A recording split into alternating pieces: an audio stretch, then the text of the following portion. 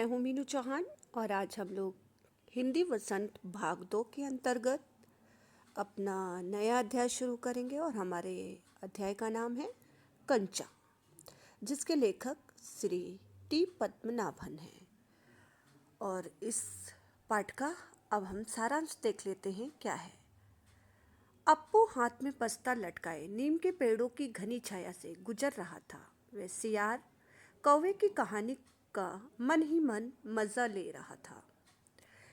कहानी में चतुर सियार कौवे के मुंह से निकले रोटी के टुकड़े को लेकर भाग गया तो वह जोर से हंसा। चलते चलते एक दुकान पर पहुंचा जहां अलमारी में कांच के जार रखे थे। उसकी नज़र बिस्कुट चॉकलेट के जार को छोड़कर उस जार पर पड़ी जिसमें कंचे थे। ये कंचे सफ़ेद गोल बड़े आंवले जैसे दिख रहे थे। वह कंचे के जार को देखकर कल्पना में खो गया।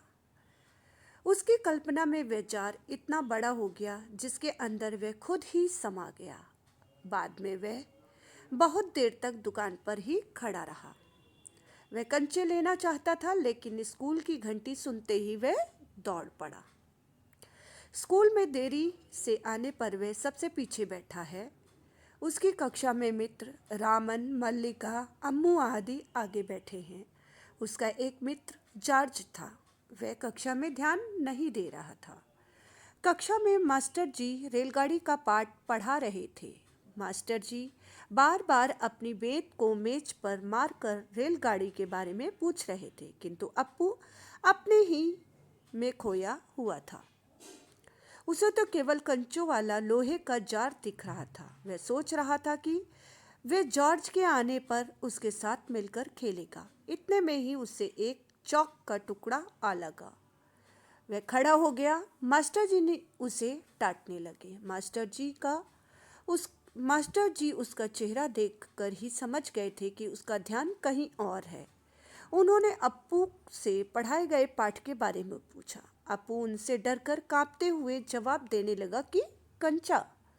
ये सुनकर कक्षा में बैठे हुए सब बच्चे सहम गए। मास्टर जी आग बबूला हो गए। अप्पू रोता हुआ बेंच पर चढ़ गया। पड़ोसी कक्षा के टीचर भी दरवाजे से झांक कर देखने लगे और बच्चे अप्पू का मजाक उड़ाने लगे। अप्पू अब भी कंचों के ही बारे में सोच रहा था कि वह जॉर्ज के आने पर उसके साथ खेलेगा। वह जॉर्ज के साथ दुकान के पास जाएगा। मास्टर जी घंटा समाप्त करके चले जाएं। अप्पू सोच रहा था कि कंचे कैसे लिए जाएं। मास्टर जी ने बच्चों से फीस भरने के लिए कहा। सब बच्चे फीस जमा कराने क्लर्क के पास चले गए। अप्पू भी बेंच से उतरकर फीस भरने गया। बच्चे एक एक करके फीस भरने लगे। अधिकतर बच्चे फीस दे चुके थे। अप्पू अब भी कंचों के बारे में ही सोच रहा था। उसके मन में अभी भी लकीरों वाले काले सफ़ेद गोल कंचे घूम रहे थे। घंटी बजने पर सभी बच्चे कक्षा में आ गए। शाम को वह इधर उधर घूमता रहा। मोड़ पर एक दुकान देख वह चला गया। वह शीशे के जार में रखे कंचे देखने लगा। उसने अपनी फीस में से 1 रुपया 50 पैसे के कंचे खरीद लिए।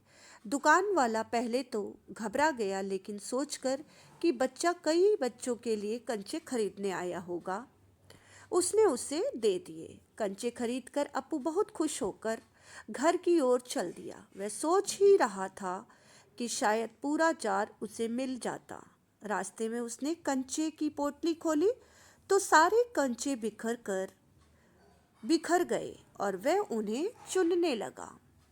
उसने किताबें बाहर निकाल कर कंचे बस्ते में डाल लिए। यह देख रास्ते से आता हुआ कार वाला भी खुश हुआ।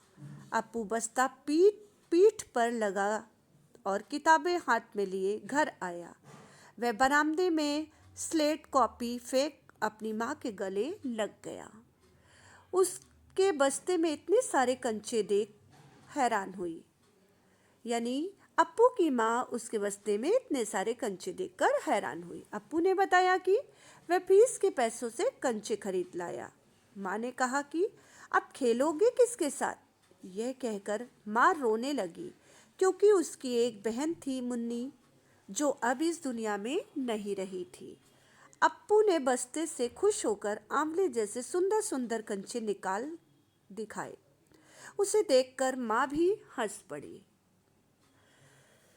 तो आई होप आप सबको पाठ के सारांश के माध्यम से समझ में आ गया होगा कि अप्पू जो एक छोटा बच्चा है, पढ़ाई के वक्त भी वो अपनी खेल की दुनिया में खोया हुआ है। धन्यवाद।